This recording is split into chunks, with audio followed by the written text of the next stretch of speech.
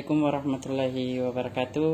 Apa kabar semua murid kelas 4? Ini adalah video pembelajaran kedua kita untuk materi tentang zakat fitrah membersihkan jiwa. Seperti biasa, sebelum memulai pelajaran kita akan berdoa. Semoga apa yang kita pelajari hari ini mudah kita pahami dan mudah kita amalkan. Berdoa dimulai.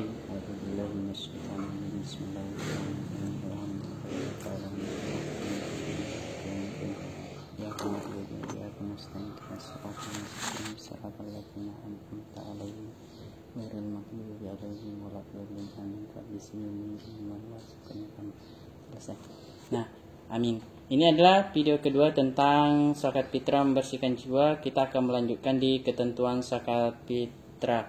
Kalian boleh melihat buku paket kalian untuk mengetahui video, untuk memudahkan kalian dalam mempelajari materi lanjutan tentang zakat fitrah ini. Nah, lanjutannya itu yang pertama atau yang ke-1, syarat wajib zakat fitrah.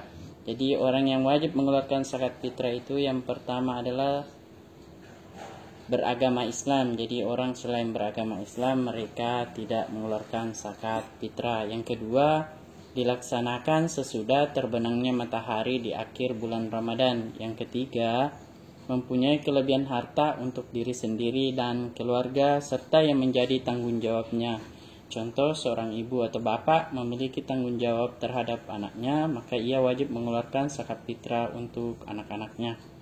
Kalau ada neneknya atau kakeknya yang masih hidup, berarti kalau mereka sudah tidak bisa bekerja, berarti orang tua kalian yang wajib mengeluarkan zakat fitrah buat mereka. 2. Rukun zakat fitrah. Jadi ya, A. Niat berzakat fitrah. B. Orang yang mengeluarkan zakat fitrah atau orang yang mengeluarkan zakat fitrah ini dalam istilah fikih disebut musaki. C. Penerima zakat fitrah atau orang yang menerima zakat fitrah dalam istilah fikih disebut mustahik. D. Berupa makanan pokok. 3. Waktu mengeluarkan zakat fitrah. Sebetulnya zakat fitrah ini boleh dikeluarkan di awal bulan Ramadan. Jadi pada hari pertama bulan Ramadan sampai terbenamnya matahari di setelah Lebaran atau 1 Syawal. Tapi ulama membagi waktu-waktu sebagai berikut. 1. Waktu wajib, yaitu sejak terbenamnya matahari pada akhir Ramadan. Jadi akhir Ramadan itu besoknya kita akan Lebaran sampai menjelang sholat Idul Fitri. Jadi sebelum sholat Idul Fitri. 2. Waktu haram, yaitu membayar zakat fitrah setelah terbenamnya matahari pada hari raya Idul Fitri.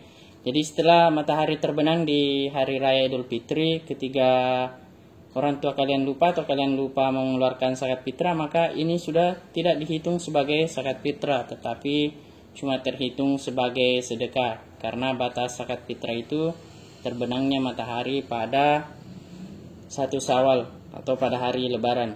Yang ketiga, waktu afdal atau waktu lebih baik atau waktu yang paling bagus, yaitu setelah sholat subuh tanggal 1 Syawal sebelum pergi sholat Idul Fitri. Jadi ketika orang tua kalian atau kalian ingin pergi sholat subuh, lebih bagus atau baiknya dibawa zakat fitrahnya setelah sholat subuh, diserahkan kepada panitia zakat fitrah, kemudian pulang ke rumah mandi dan ke tempat yang ditentukan untuk salat Idul Fitri. Yang keempat, waktu mubah atau boleh, yaitu sejak tanggal 1 Ramadan sebagaimana penjelasan tadi sampai dengan akhir Ramadan. Yang kelima, waktu makruh, yaitu sesudah salat Idul Fitri. Jadi ketika kalian atau orang tua kalian lupa membayar zakat fitrah sebelum Lebaran, maka boleh membayarnya setelah salat Idul Fitri, tapi sebelum matahari terbenam pada tanggal 1 Syawal atau pada hari Lebaran tersebut. Selanjutnya, 4. Ukuran zakat fitrah. Ukuran zakat fitrah kalau orang Timur Tengah menggunakan 1 sa. Di Indonesia kalau kita menggunakan liter, maka kita mengambil beras 3,1 liter atau 3 liter lebih per orang, per kepala atau per jiwa. Yang kedua, kalau menggunakan timbangan atau kilo, berarti kita menggunakan 2,5 kg per kepala atau per jiwa.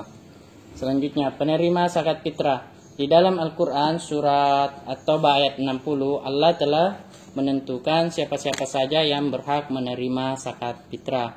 Sebagaimana bunyi ayat At-Taubah ayat 60. A'udzubillahi minasyaitonirrajim. Bismillahirrahmanirrahim.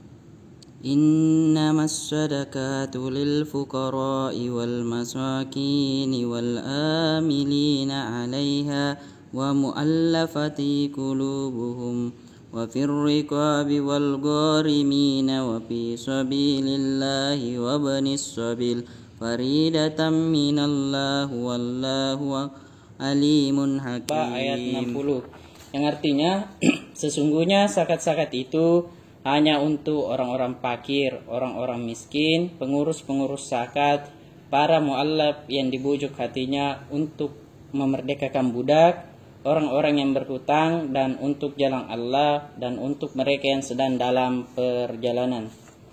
Perhatikan bagang atau as-sanab atau 8 golongan penerima zakat berdasarkan surat Taubah ayat 60 tadi. Yang pertama adalah fakir. Fakir adalah orang yang tidak memiliki harta benda dan tidak memiliki pekerjaan. Yang kedua, miskin. Miskin adalah orang yang memiliki harta tetapi hanya cukup untuk memenuhi kebutuhan hidupnya. Seterusnya, amil. Amil adalah orang yang mengelola atau mengumpulkan dan membagikan zakat fitrah. Jadi di amil ini atau panitia zakat ini juga berhak mendapatkan zakat dan pembagian dari zakat fitrah tersebut. Selanjutnya musafir. Musafir atau ibnu sabil yaitu orang yang kehabisan bekal dalam perjalanan sehingga ia sangat membutuhkannya.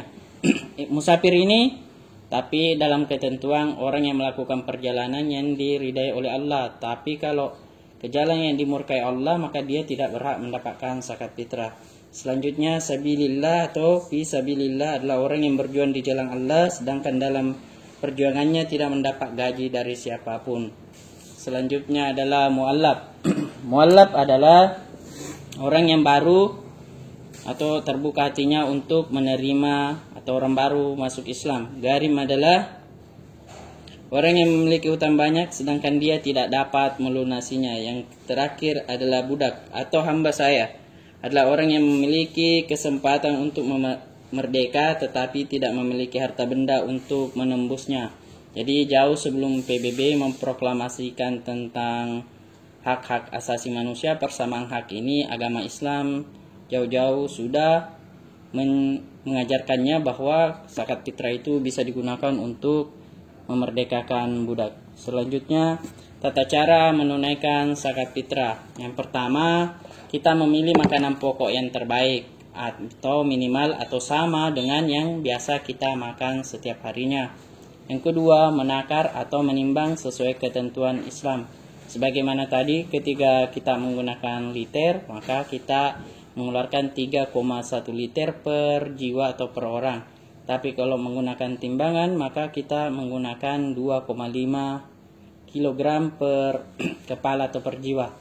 3. Mengantar kepada yang berhak menerima zakat atau kepada panitia atau amil zakat.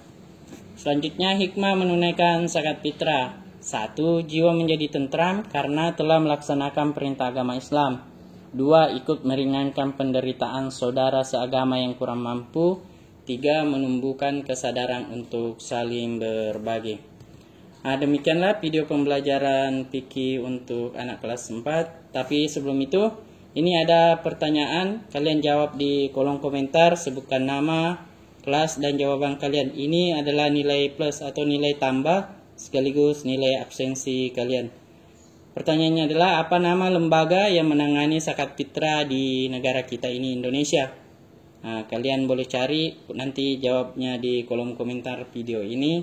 Sebutkan nama kalian, nama lengkapnya ya, beserta kelasnya. Mari kita menutup pembelajaran ini dengan membaca hamdalah alhamdulillahirrabbilalamin. Sampai jumpa di video pembelajaran selanjutnya. Assalamualaikum warahmatullahi wabarakatuh.